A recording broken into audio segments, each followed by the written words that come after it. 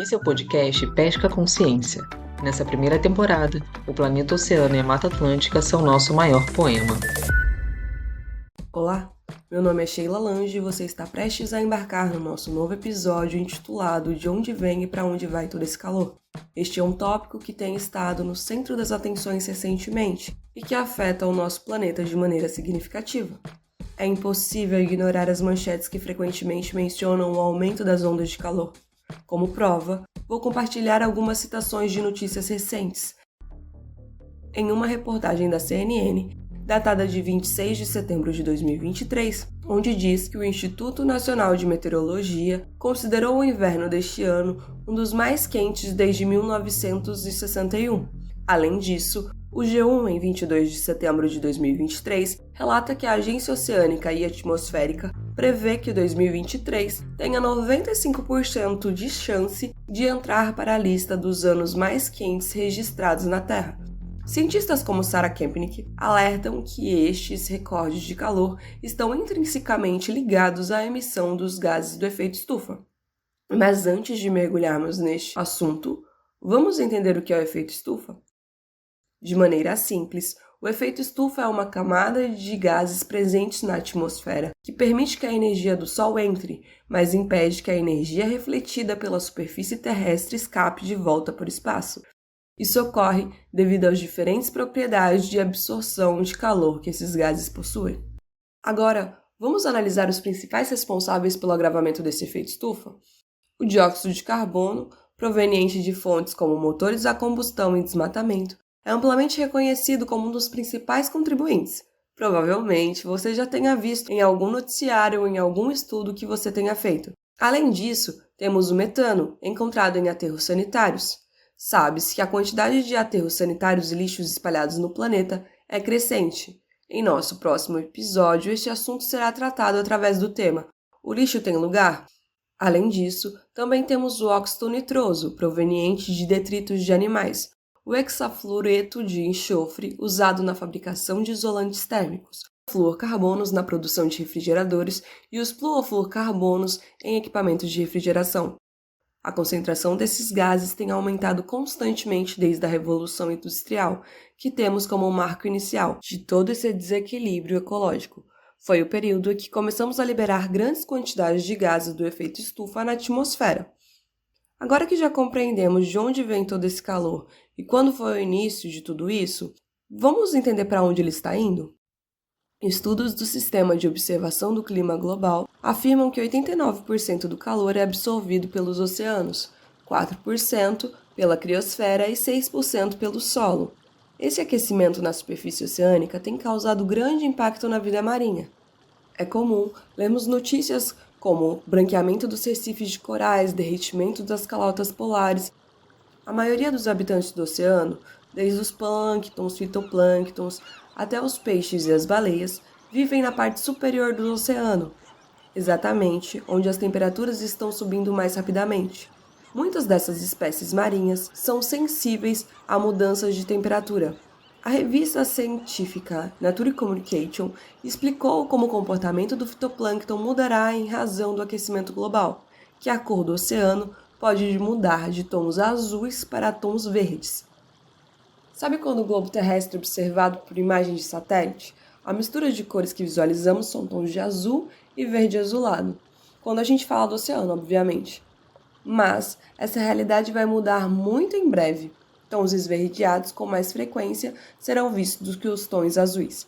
Essa mudança se deve a espécies de fitoplâncton, algumas das quais vivem exclusivamente em águas quentes ou em águas frias. A mudança de temperatura da água favorecerá que espécies que vivem em temperaturas mais quentes se espalhem por todo o globo, o que vai permitir que os tons de verde se tornem mais significativos em relação aos tons de azul quando falarmos do oceano. Vale ressaltar que os fitoplânctons são bases de cadeia alimentar. Com a mudança desses fitoplânctons de localidades, algumas espécies vão ser afetadas em sua alimentação. E essa mudança não vai afetar somente a vida marinha, mas a todos os habitantes da Terra. Creio que agora talvez você esteja pensando como os cientistas conseguiram tais dados. Existem vários métodos de coleta de dados quando nos referimos ao efeito estufa e a todo esse aquecimento que vem envolvendo a Terra. Mas um desses métodos, o que te convida a se aprofundar um pouquinho comigo, são os sensores termais. Essa tecnologia é recente, tem cerca de 30 anos. Esses satélites são providos de sensores capazes de identificar os diferentes comprimentos de onda do espectro eletromagnético. Mas o que seria esse espectro eletromagnético? Uma maneira fácil de tentar fazer você compreender um pouco é quando a gente observa depois de uma tempestade um arco-íris no céu. Esse arco-íris, ele emite a parte visível desse espectro eletromagnético. Mas além dessa parte visível, que são todas aquelas cores que você consegue visualizar, existem uma parte invisível, que você não vai conseguir ver no arco-íris e nem a olho nu. Esse espectro invisível é composto por micro-ondas, ondas UV e o infravermelho. E esses sensores são capazes de captar essas ondas invisíveis também. Essas ondas de energia, que podem ser também chamadas de onda de radiação, são emitidas pelos corpos com temperatura acima de menos 273,15 graus Celsius, segundo a lei de Planck. Essa radiação, energia emitida, não é vista a olho nu, pois suas ondas normalmente têm um comprimento equivalente ao do infravermelho termal. Essa radiação, capturada por esses sensores, é convertida por metodologias específicas, como softwares, alguns algoritmos, em uma temperatura estimada. A coleta de dados desses sensores é feita frequentemente. Enquanto você me ouve ou enquanto eu estou gravando, esses sensores estão captando esses dados em algum lugar do globo terrestre. Mas quais são esses satélites que possuem sensores termais? Eu vou falar alguns deles. Satélites como o NOAA, que fornece dados em tempo real, monitorando todos os eventos climáticos. O MODIS é utilizado para acompanhar as mudanças na temperatura e da vegetação. Ele auxilia no rastreamento de incêndios. O Landsat monitora mudanças de temperatura da superfície da Terra e da cobertura, da neve e do gelo. Enquanto o Sentinel-3 monitora a temperatura dos oceanos. Esses satélites, portadores de sensores termais, têm indicado não apenas o aquecimento dos oceanos, mas também as ilhas de calor. De acordo com uma publicação da revista FAPESP, de setembro de 2023, 55% da população mundial mora em zonas urbanas. Este superpovoamento nos grandes centros e as mudanças na cobertura da superfície terrestre vem acarretando nessas ilhas de calor. Essas ilhas de calor estão muito mais perto do que a gente imagina. Sabe quando a gente está num grande centro e a rua é pavimentada, tem prédios muito altos, e carros e poucas árvores, e a sensação de que o clima está muito abafado ali? Mas aí você se desloca para um bairro próximo, onde já a rua não é mais pavimentada, existem prédios mais baixos e a quantidade de árvores é maior, a sensação de abafado é um pouco menor. Segundo essa revista FAPESP, isso é verdade. O calor pode variar entre um grande centro com os prédios altos até esse local onde os prédios são mais baixos e a rua não pavimentada, entre 5 a 10 graus.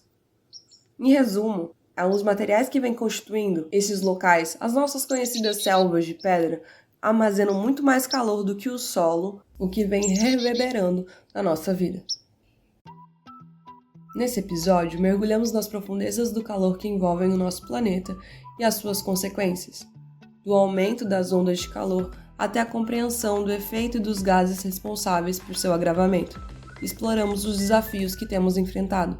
Também analisamos para onde todo esse calor está indo, como os oceanos vêm absorvendo grande parte desse calor e as mudanças climáticas vêm afetando não somente a vida marinha e a cadeia alimentar, mas também a nossa vida e nossa qualidade de vida nas cidades. Também conseguimos nos atualizar sobre as mudanças, discutimos o papel fundamental dos sensores termais e os satélites que monitoram o nosso planeta. À medida que concluímos esse episódio, lembramos que entender o aquecimento global e suas ramificações é essencial para tomarmos ações que protejam o nosso planeta e as gerações futuras, seja através de políticas, práticas sustentáveis ou ações individuais. Cada um de nós tem um papel a desempenhar na mitigação das mudanças climáticas. Fique conosco para mais episódios informativos e inspiradores, à medida que exploramos os desafios e as soluções que moldam o nosso planeta. Obrigado por nos acompanhar nesse episódio. Gostaria de agradecer à professora Caterine Torres, da revisão deste episódio. Gostaria de agradecer à Unesp de Registro, que nos disponibilizou o local para as gravações. Gostaria de agradecer a todos os envolvidos nesse projeto. Obrigada por nos acompanhar até aqui e até a próxima.